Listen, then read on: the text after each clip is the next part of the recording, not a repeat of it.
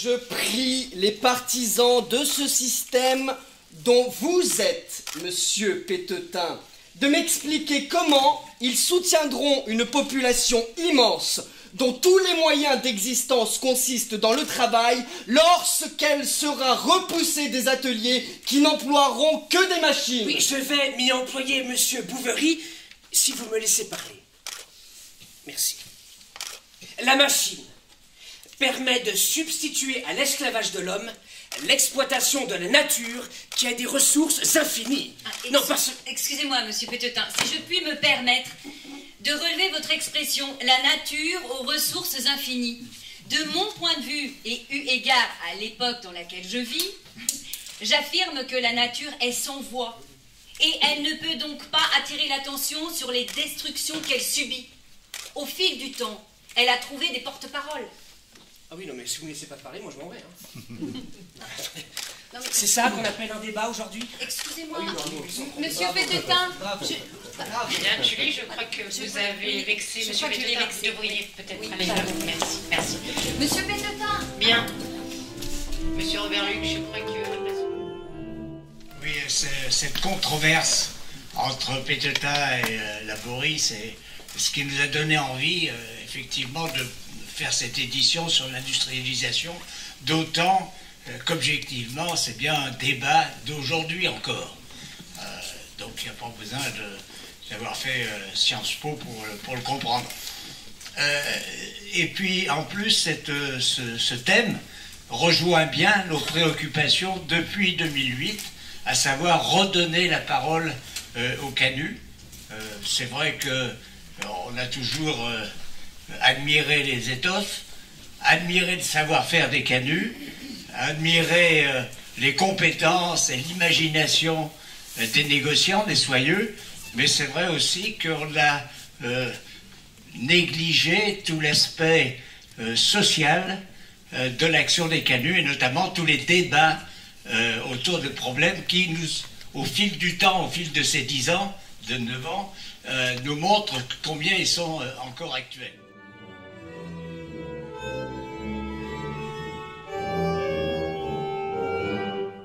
Vous dire simplement que c'est une belle édition qui s'annonce parce que, vous l'avez vu, nos amis qui sont venus, monsieur Pétetin et monsieur Bouverie, d'abord 1832, vous avez remarqué comme ils sont bien conservés, ce qui montre qu'à la Croix-Rousse, quelques centaines d'années après, on reste bien conservé, mais au-delà de leur personne, ce qui reste surtout bien conservé, c'est les débats qui vont nous animer pendant finalement ces 15 jours.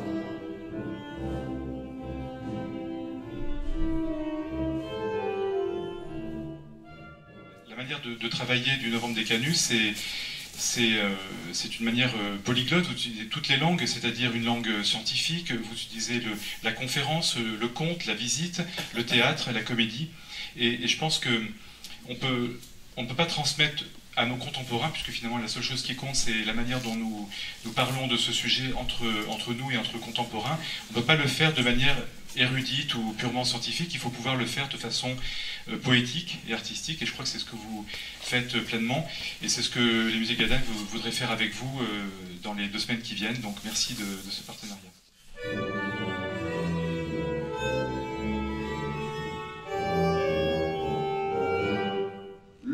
Alors bon, on passerait le jeu de mots un peu facile. Le fil conducteur de la soirée que je vous propose, c'est d'aborder l'économie de la filière textile en France et dans notre région. Je voudrais vous parler des formations professionnelles parce que c'est un sujet très important pour notre secteur, en lien bien évidemment avec les métiers du textile, les perspectives d'avenir, il y en a beaucoup. Et puis on finira avec un focus sur l'industrie de la soie en France pour quand même respecter le cahier des charges qui m'avait été fixé.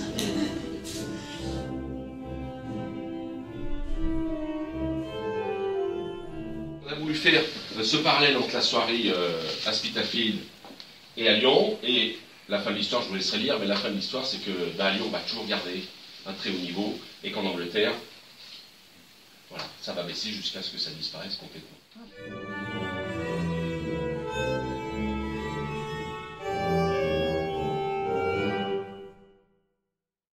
Le martyr de Jacquard devient à ce titre également un discours sociopolitique avec une indéniable fonction de contrôle social. Bien sûr, Jacquard offre aux foules l'image du bon ouvrier laborieux et sage, participant à l'œuvre commune. À mille lieues des barbares dangereux, faisant le choix de la révolte et de la violence. Pour reprendre les termes de l'économiste Fauché, à milieu de la révolte de cette race misérable et abattardie. Eh bien, nous y voyons déjà plus clair dans les tunnels oubliés de l'histoire. Je crois que cette fois-ci, nous en avons vraiment fini. Mesdames et messieurs, la séance est levée.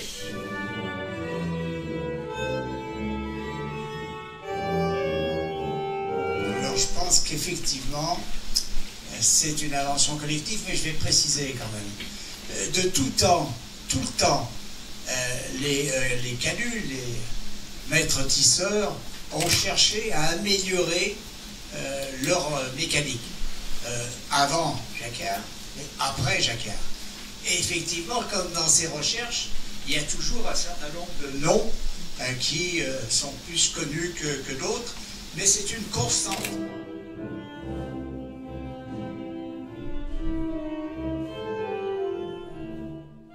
J'ai entendu dire qu'il y a bien eu un métier à tisser brûlé sur la place des terreaux. Vous en savez plus?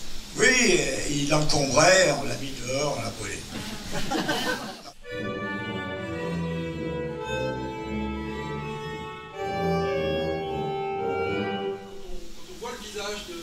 De François Gillet, il me semble qu'on voit que c'est un descendant de paysan. Enfin, il n'y a pas, je trouve, l'allure d'une bourgeoise, par exemple, que va avoir son fils aîné, Joseph, à sa gauche. Et c'est un peu cette histoire que je vais vous raconter aujourd'hui.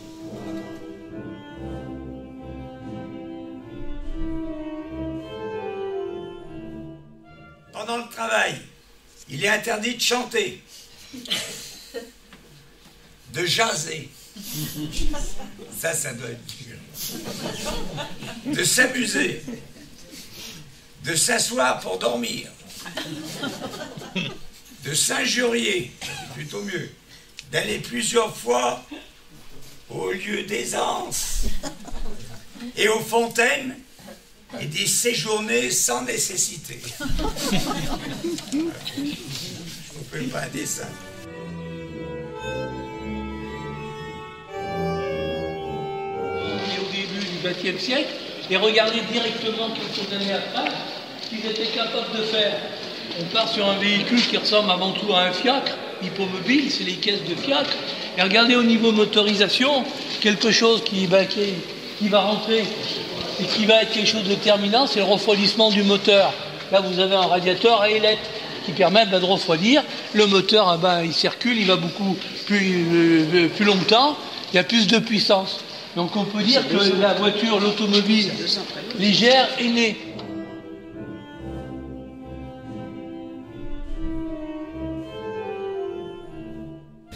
C'est parti, mon kiki. Ah, mon kiki. Alors on va prendre la rue des Pins Plantés. Vous savez que au XIXe siècle, à partir des années 1820-25, la colline de la Croix-Rousse se partage en deux et c'est une immense usine à ciel ouvert.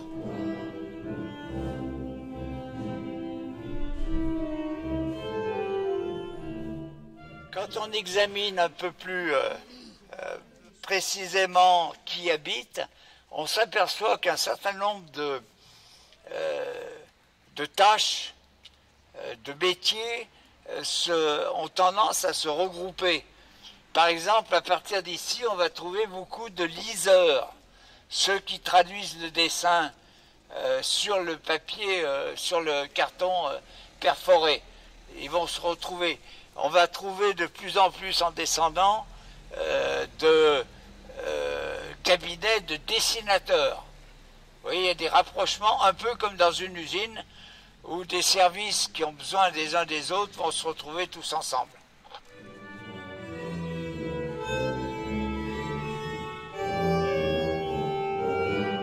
position de Jacquard et cette fait d'attribuer à Jacquard tous les mérites de cette invention nous paraît, à la lecture de ce qu'on peut entendre, est très différente. On s'aperçoit bien qu'il a bien été obligé de piquer de droite et à gauche ce qui avait été fait avant, puisque tout naturellement, par la suite, ça continue à faire ça, c'est-à-dire qu'il y a une invention, mais on modifie, ça va mieux, etc., etc.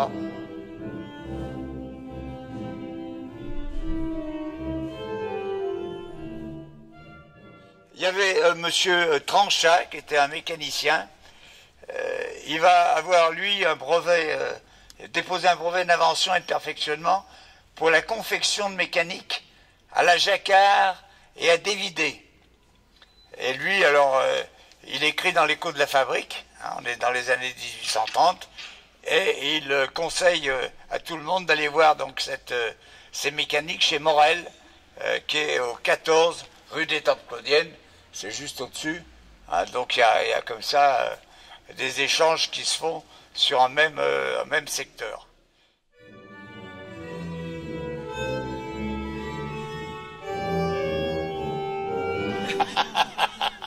Monsieur d'humour. Les midi. Les midi. Ah ben ça va, alors on est dans les temps. Impeccable. 58 même. Voilà. Je laisse la parole à ma camarade qui commence à s'impatienter. Mais pas du tout. Qui me donnait sans arrêt des coups de coude en disant tu vas bientôt fermer ta gueule. Merci Robert pour ce mot charmant. Merci Monsieur Luc. Je vais te dire la même chose que tu m'as dit à la sortie du procès Jacquard. T'es solide, t'as travaillé ton sujet. C'est bien.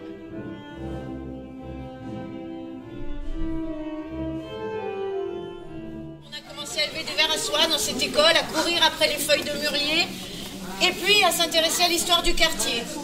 Et du coup, cette année, on est très heureux puisque ça se propage, ça se tisse, sans mauvais jeu de mots, puisque je crois qu'il y a 8 classes qui ont travaillé, participé, avec les niveaux différents, évidemment. Avec les CP, on ne fait pas tout à fait la même chose qu'avec les...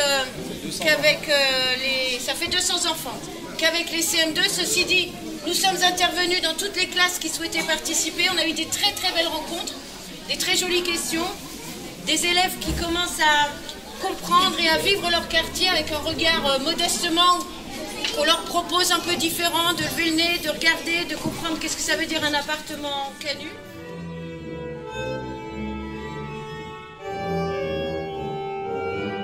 C'est, je pense, le cœur du débat de Pétetin et Bouvry. C'était bien évidemment, dans un premier temps, de dire attention, on va améliorer les techniques. Est-ce que derrière, ça va améliorer les conditions de travail, mais aussi est-ce que ça va pérenniser finalement les activités que l'on produit.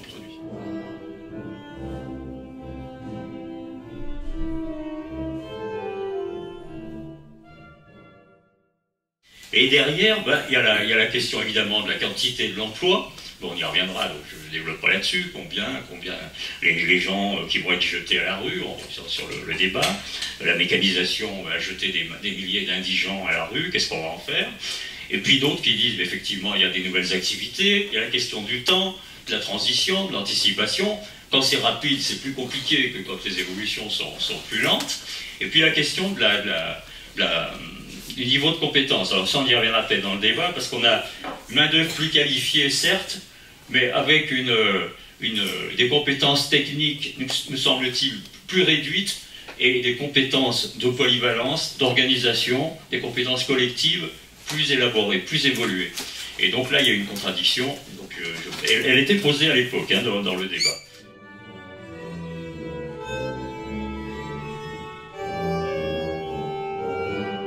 Je donnerai juste un exemple de l'industrie automobile allemande, qui est l'une des plus automatisées du monde aujourd'hui.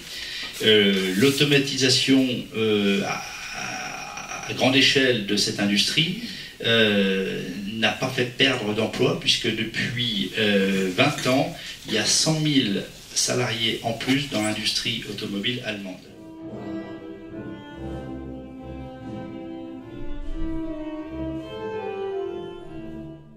Indiscutablement, ça a amélioré la vie, c'est clair. Mais d'un autre côté, est-ce qu'on ne la paye pas beaucoup trop cher? Dans ce sens, des suppressions d'emplois, de tout ce qui se produit. Le problème, il est là, et moi je me reporte. On est toujours après discuter entre Pétetin et Bouverie, hein, c'est toujours la même chose. Si je regarde bien, ils étaient d'accord tous les deux. Oui. Hein, sur les grandes lignes, au début je lis, je suis parfaitement d'accord avec M. Pétetin lorsqu'il affirme que le but unique de la politique et de l'économie sociale doit être l'amélioration du sort moral et matériel des travailleurs.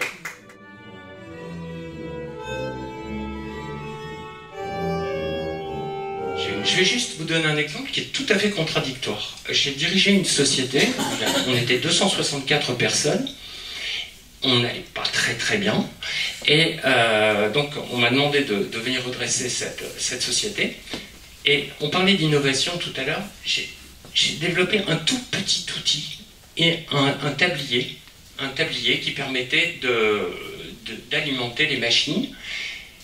Rien que la petite machine qu'on a développée aurait pu supprimer 35 emplois. Au fur et à mesure où on a mis en place cet outillage, eh bien, on a essayé de développer, de faire des groupes de travail pour faire comprendre à l'ensemble du personnel que cette innovation était indispensable à la survie de notre entreprise. Et à chaque fois qu'on mettait en place, on économisait une personne, voire 2 personnes. Et on s'est retrouvé à un certain moment, ah bah oui, mais on ne pouvait plus remettre des machines, et on avait ce personnel. Et là, on a imaginé, l'innovation, la plus grande de nos innovations, n'était pas technologique, mais organisationnelle, c'est-à-dire qu'on a imaginé qu'on allait aller plus loin dans la chaîne de production et absorber une partie du savoir-faire de nos propres clients.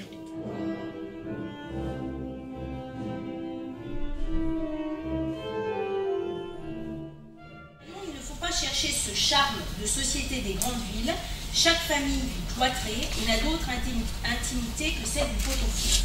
Donc pour dire qu'on a une vie en cuchon. Donc ça c'est le titre de l'étranger de 1847. Et si on reprend Tancrède de Vizan, il met en scène un personnage qui s'appelle Damien. Et je cite, Damien a des liens de parenté avec la moitié de la ville, où tout le monde s'appelle mon cousin et descend de façon indirecte du Saint-Curénas. Donc, on voit que la famille, c'est une valeur importante.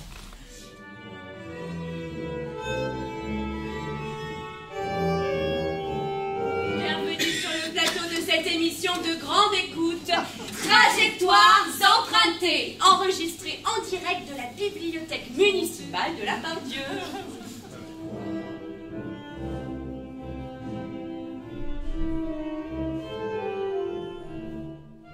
Il faut pousser à la consommation. Il faut vendre à bon marché pour vendre beaucoup. Singulière manière de pousser à la consommation que d'en tarir les sources dans les 9/10 de la population. Oui. Je crois bien que vous vendrez bon marché. Mais que vous vendrez beaucoup, j'en doute. Car comment achèterais-je un habit à 25 centimes quand je n'en ai que 5 dans ma bourse?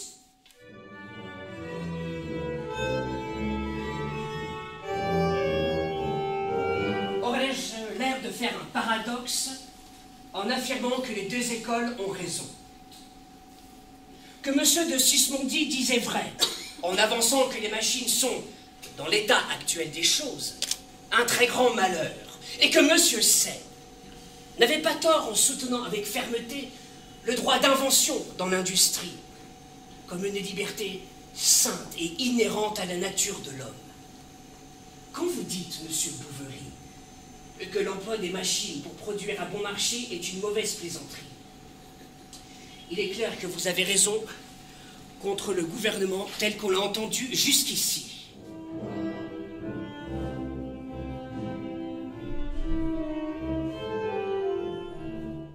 Cette matinée, on va donc voir comment ce mouvement d'industrialisation va avoir des influences sur le travail.